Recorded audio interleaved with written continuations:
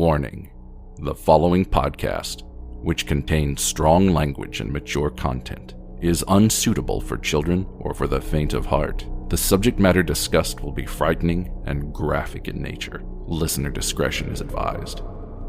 Three spooked girls.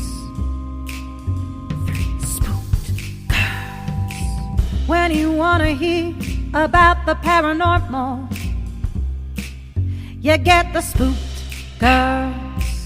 True crime that makes you hypothermal. With the three spooked girls. Stabby snippets will give you dreams. Tara and Jessica will make you scream along with the spooked girls. Bring on the slaughter. We on that haunted ground. Spooked girls. The three spooked girls. Hey Spooksters, and welcome back to another episode here on Three Spooked Girls. My name is Tara, and as always, I'm here with my girlfriend Jessica.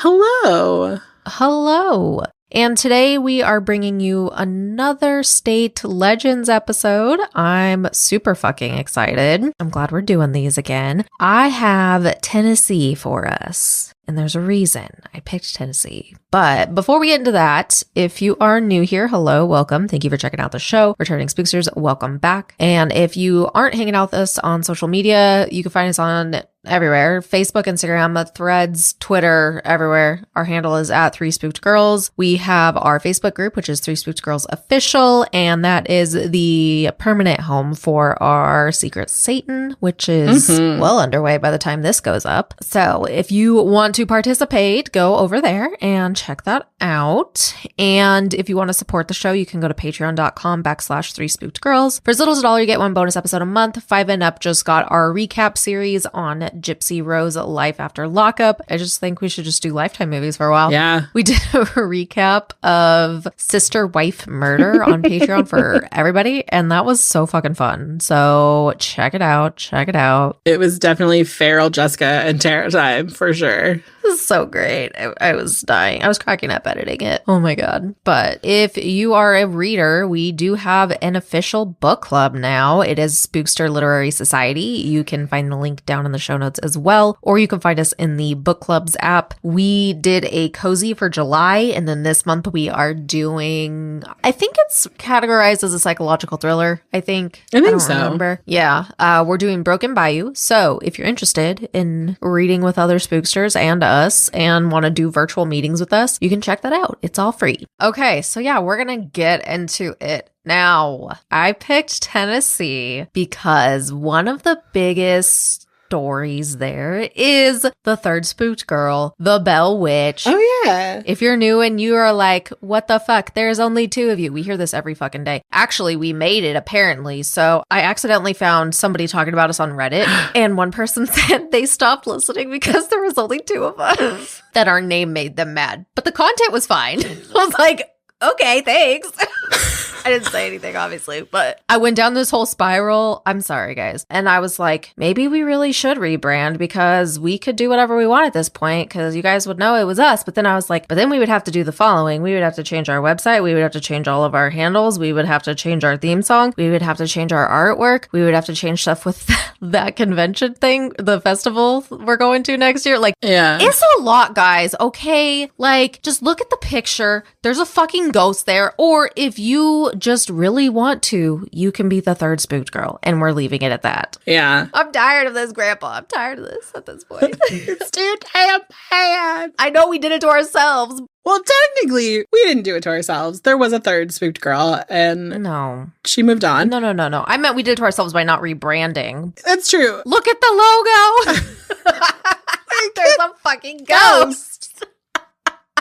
But it's fine. It's fine. I'm done. I'm not salty. I'm sorry. Hold on. I just have to say this. I love that someone was like, yeah, there's not a third spooked girl, so I'm out. Loved the content. Great. Fabulous. Loved you guys. But it literally irked me. And you know what? I can respect that so much because there have been so many times, Tara knows me so well, that there have been times where I'm like, I just can't fuck with it. Her hair on the cover of that movie, just no. I couldn't watch it. It just looked weird. Tara knows me so well. No. People talk about us on Reddit. I mean, I don't even know what I was doing. I was gardened, so like I just found it on accident. At this point... No, don't go look. I'm scared. Now I'm scared that there's other things. I have to, Tara. Don't do it. Oh my God. So... we have a Bell Witch episode. It is super, super old. Definitely check it out, though, because we love the Bell Witch. We love the Bell Witch here. That's why we incorporated her. But just a little quick summary in case you're not super familiar with her story. So in 1804, farmer John Bell and his family settled in northern Robertson County in Tennessee, of course, and became prosperous members of their community. In the summer of 1817, there was a haunting that began. They saw strange animals on the property, hearing knocking from within, outside the house, chains being dragged through rooms, all sorts of creepy, gurgling, scary, choking sounds. Well, if you go listen to the episode, you'll learn that Kate can be a petty ass, and it's actually like just why I love her so much. Now, she goes after like John, right? She's like, fuck you, John. Mm-hmm. I don't fucking like you. I like the rest of the family. I don't like you. Basically, like, word spread around. That's what I think is so fascinating too, is because of the time period, like word spread around so much, like people, their house became like a tourist attraction basically because they came there and like all of this other stuff. And it was just like, it was a whole fucking thing. So definitely listen to the episode. There's also Bell Witch Cave there, which is also terrifying to me. So definitely listen to that. I'm not going to go deep into that one because like I said, we got an episode, but it was said she would return in 107 years from when that happened. But people think she never left. I love the Bell Witch. Kate, you're my ghosty hero. Yeah. Okay. So moving on to our next ghostly lady, we have the Ghost Bride of Rotherwood Mansion. So the Rotherwood Mansion of Kingsport was built by a plantation owner and founder, Frederick Ross, who had a daughter named Rowena. And Rowena's life was plagued by tragedy, as it always is. Her first love perished in a boating mishap on the day of their wedding. Why are you on a boat, sir? I don't know. And then her second husband, he died from yellow fever. Oh, God. That's a lot of tragedy. And then she got married a third time and she became a mother. She watched her only child die. Aww. After this, she was so overcome with grief that she took her own life, and people claim to see her ghost dressed in white walking the halls of Rotherwood. Our next ghost is Ryan Auditorium hosts Hank Williams Sr.'s ghost. This old haunted auditorium in Nashville is famous for hosting some of the biggest names in country music throughout the years. The ghost of Hank Williams Sr. supposedly haunts the place. He's been seen backstage, and a white mist appears, and people believe it's him singing. Aww. Because this was the mist like showed up like in the middle and center stage. Others have noted several other presences on the property throughout the years, and the venue is associated with the Opry curse, which many say led to an untimely demises of numerous country artists. 35 people died because of this curse. Wow, that's a lot. Right? This is our next one. In the 1930s and 40s, the Old Trinity Church in Mason was allegedly desecrated by a satanic cult. Oh no, not a cult. According to legend, the statue of the Virgin Mary marking is a prominent grave in the church's cemetery, often drips blood from its neck and eyes. That's gross. That's scary. I don't like that game. Mm-mm. Because the Old Trinity Church seems to be a common target for vandals in southwestern Tennessee, its caretaker installed crude booby traps to keep trespassers out, including tripwires and wires at neck height. Oh my God, that's kind of dangerous. Like, is that gonna kill you? That's like giving me ghost ship vibes with that. I don't like this. Straight decapitation. Oh, though. Depending on how fast you're running. Oh my God, no. No. Sorry. Some people who have visited reported that they have seen strange lights and noises believed to be coming from spirits distressed about the destruction of their graves. I mean, yeah, I'd be pretty fucking mad too. Truth. Okay, so we got more satanic rituals. Yay. What's happening in Tennessee? My God. I don't know. Built in the 1920s, the Sensa Bog Tunnel sits in the foothills of East Tennessee and has a reputation for being the the site of haunted happenings. The area is abandoned and in disrepair. The tunnel, named after Edward Sensabaugh, who owned the land on which it was built, is said to be the site of garish slayings, including that of his daughter. Sorry, overdramatic over here. No, it's fine. I love it. So, apparently there's a bunch of different versions of this legend, but basically people say if you drive in the middle of the tunnel at nighttime and turn your car off, it will not start again. And a woman's shadow will appear in the back seat. That's a hard no for me. And even if you're just driving, she go and catch a ride, so. I mean, that's okay. Like, as long as she gets out, right? We're fine. If she stays with me, not happy. But it sounds like she gets out and goes back, so we're fine. But why would I get in the middle of the tunnel and turn off my car? Right? No, thank you. Sounds not responsible. Okay, our next one is called Old Green Eyes. Located in the Chickamauga and Chattanooga National Military Park of Tennessee, the battlefield was once the site of the second largest and one of the bloodiest fights in the Civil War. Considering how many lives were lost, it's not surprising that it's rumored to be haunted. Many fallen Union soldiers stayed where they fell for months after the conflict in September of 1863 ended. There have been a myriad of ghostly experiences reported here, from headless specters riding horses to a woman in white wandering around and in search of her love. And one of the most famous legends is Old Green Eyes, and it's said that Old Green Eyes was a Confederate soldier who had his head blown off his body during combat, and his spirit roams the grounds looking for his missing body. According to another legend, Old Green Eyes is an ancient, monstrous creature. I'm like, is this just like a floating head? I was like, so this is either a cryptid or the opening scene of the movie Glory. One of the two. Got it. Oh, so this next one is called Skinned Tom. I already don't like it. So according to the legend, a charming, handsome man named Tom in rural Tennessee won over nearly every girl in his town and began driving to other towns to get more bitches. Oh, them bitches.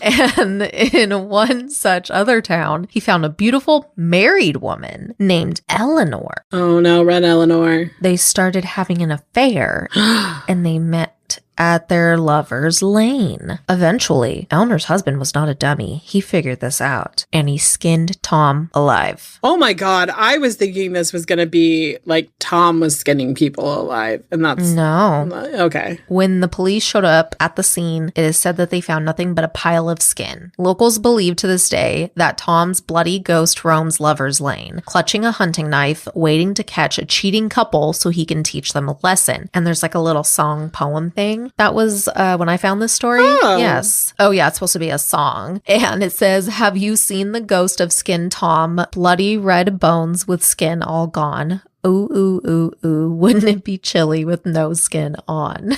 Someone petty made that up. It was Eleanor's husband. He was like, "Ain't it chilly, Tom?" Okay, first and foremost, they found a pile of skin. Yeah, I don't know what he did with the body. Maybe he dumped it in a river or something. Who knows? He was like, "I don't want the skin. Just take this." You could keep that. Bye. Also, just like really, like, that's a lot of work, I'm assuming. Like, I don't think it would be easy to like skin a human being. And they're like alive and fighting back. Like, oh my God, that'd be a whole thing. Oh, I hope he killed him because, like, we don't need the fighting back. Not the fighting back. The next one is called The White Screamer of White Bluffs. The White Screamer of White Bluffs. Yes, White Bluffs is like a town in Tennessee, and there's a legend of a strange and monstrous creature stalking the night, screaming like a terrified woman. Some say it's an escaped exotic animal from a passing train, or perhaps the descendant of one. Yes, okay, sure, there's like fucking 10th generation cheetahs running around. Okay. No one has seen it, though. Literally. It just survives. Others believe it's a hellish apparition or maybe a banshee. On any given night in White Bluffs, you might hear it scream. The banshee would make sense because that coincides. Or it's just people screaming. It's a mountain lion. Oh, you know what? It's probably that. Let's be real. It's probably that. Because don't they scream? I think so. It's like they scream like a terrified woman and bobcats cry like babies. Oh my God. Ew. Yeah. If you are like out in the woods and you hear a baby crying. Fucking no. If it's a real baby, real sorry. But like. That's probably not. Don't go towards it. It's like the bobcat is like, woman. Actually, bobcat, you don't even need that. You just need to look cute. And we're like, kitty. It's that meme. Why not friend if look like friend? Oh my God. Oh my gosh. Okay. Well, we got another beastie. So we have the Beast of Sugar Flats Road. Ooh. And then it says Lebanon for the town. So in the late 1980s, a couple reportedly cheating on both of their spouses with each other was traveling down Sugar Flat Lane in Lebanon, where they allegedly hit someone or something with their car. We're getting I Know What You Did Last Summer vibes. Also, why is everyone in Tennessee just cheating on their spouses? What's wrong? What's going on, Tennessee? Tell us. It'd be like one of those things where you like look at the statistics of like the states with the people who cheat on their spouses. And this is like Tennessee. It's like, yeah, because all their fucking lore is someone was out cheating. Right? And if the lures worked, then it would be low, but... Sorry. So they hit someone or something with their car. They said it was about the height of a man or perhaps slightly shorter and covered in fur rather than hair. The legend says the man opted to bury the creature and either decapitated it from the start or returned to the burial site to retrieve the head later, where it was preserved by a taxidermist who put it on display for decades in a now defunct antique shop in Lebanon. What? If anyone has pictures, I just need to know. To the Google box. Oh my God. What is it called again? The Beast of Sugar Flats Road. Tell me if you find a picture. Oh, you did. I'm scared. Did you send it to me? No. Keep it to yourself. I don't want to see that. No, I can't be the only one who sees this. Okay, fine. I'm scared. Ew. That's a person. That's a human. They killed a person and then convinced. Okay, guys, I know that I'm the conspiracy theorist one on this show, but they've straight up fucking killed a person that has human teeth. Yeah. That has like had orthodontry perfect teeth. They killed a person and then covered it in hair and pretended that it was a beast. There is some fucking person out there who murdered another person and has had them put on display in a antique shop for 2 decades or 3 decades. Well, it was the 80s. Lebanon, what's happening in your town? I know. What the fuck? If you're from Lebanon, can someone go take an actual photo of this thing and send it to us? Yeah. Oh my God. Yeah, no, I didn't look at pictures when I read that. I was like, nope. It literally looks like somebody like, oh my God, it's a person that someone like glued hair to. Ew. Yeah. This is a person. Google it, guys. Google it. And they had it displayed in front of a bear. Oh, that's... Like a bear, like a stuffed bear is in the background. Ironically, the same color hair as the thing. What if, stop showing me. I don't want to see him. But it's in front of a bear. I saw. Put the finger over the guy's face. See, it's a bear. It didn't work because you clicked. Oh, shit. Oh my God. So no, what if they didn't even bother putting hair on it and then they made the taxidermy guy do it? Or is that what you meant? I think the taxidermist, I think they're all in on this. He was probably like, you killed someone? Go back. I want the head. Like, what a psycho. Oh my God. What if the person they killed was a cheating person? And this is like Skin Tom. But like the real story, what if this is the real fucking story of Skin Tom? It could be. You never fucking know. Just oh my God. saying. Scary. Oh my God. Well. Tennessee, y'all's lore is like fucking trifling. Y'all need to get your shits together. It brought an array of urban legends. So like I was all about it. And there's more. There's more besides what I'm going over. So we could always do a part 2 on Tennessee eventually one day because, yeah. How could Tennessee be this weird? It brought us Dolly Parton and Taylor Swift. I mean... We're going to move on now because they have their own werewolf. So this is the werewolf of Dixon County. The legend goes that in the late 1860s, a passing circus train either stopped unexpectedly or derailed just outside of Burns Station, Tennessee, and many of the circus animals escaped into the surrounding countryside. One of the creatures in the circus was said to be a pair of men known as the Wolfmen of Boreno. They were reported to be half man, half beast, and were never recaptured. They probably were just like hairy guys. Like, let's be real. Because there's that like trait. Yeah. There's like this thing where like people are extremely hairy and it like covers like most of their body. Yeah. Mm-hmm. And they probably were never discovered because they ran away and found a straight razor. They're like, we're free. Yeah. You're going to have to really try to find somebody. Healed.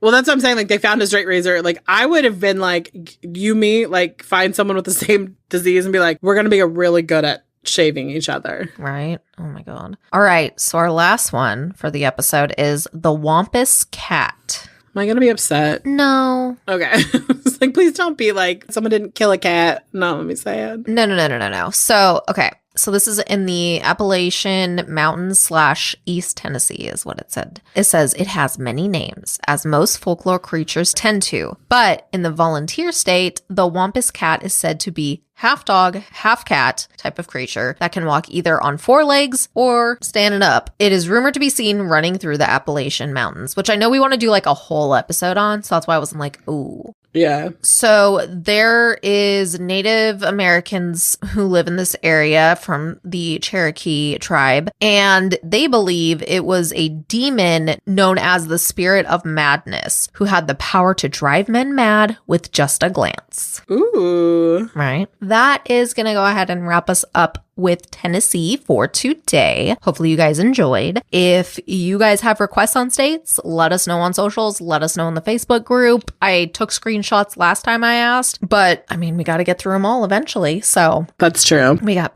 plenty more. But with that, we'll go ahead and sign off and we'll see you next week. Bye, guys. Toodles.